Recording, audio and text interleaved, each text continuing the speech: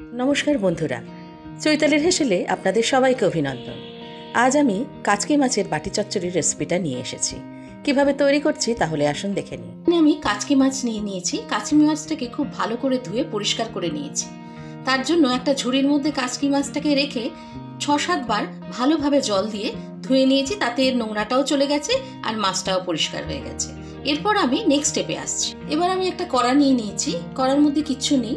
এর মধ্যে আমি সরু সরু করে 3টে আলু এরম লম্বা লম্বা করে কেটে রেখেছি। সেই আলুগুলোকে আমি কড়ার মধ্যে প্রথমে দিয়ে দিচ্ছি।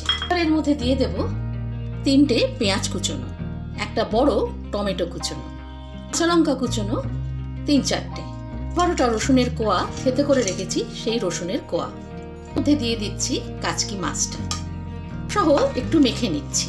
মাখানোটা আমার হয়ে গেছে। এরপর আমি মশলাটা দেব। এখানে দিয়ে দিচ্ছি স্বাদ মতো নুন, হলুদ গুঁড়ো 1 চামচ, কাশ্মীরি লঙ্কা গুঁড়ো 3 চামচ দিয়ে দেবো। লঙ্কাটা দিলে রংটা হয় কিন্তু ঝাল অতটা হয় না। ধনে পাতা কুচি দেব, 3 টেবিল স্পুন সর্ষের তেল।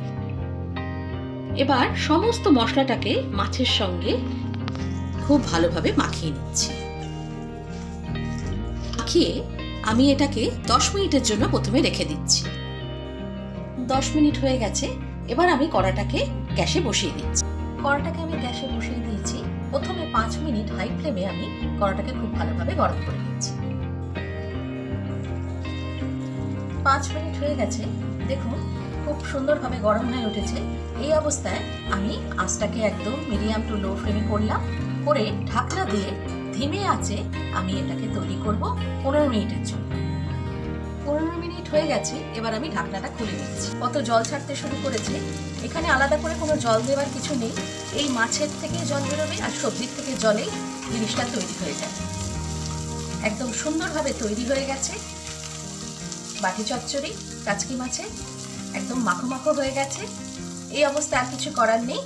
একদম ঢাকা দিয়ে গ্যাসের সুইচটা বন্ধ করে স্ট্যান্ডিং টাইমের জন্য রেখে দিচ্ছি। তারপরে সার্ভ করব। এইভাবে খুব সহজেই তৈরি করে ফেলুন একটা দুর্দান্ত স্বাদের কাচকি মাছের বাটি চচ্চড়ি, যা খেতে হবে দুর্ধর্ষ। আমার আজকের রেসিপিটা যদি আপনাদের ভালো লাগে, লাইক করবেন, শেয়ার করবেন, কমেন্ট করবেন, সাবস্ক্রাইব করতে কিন্তু ভুলবেন না। খুব ভালো থাকবেন।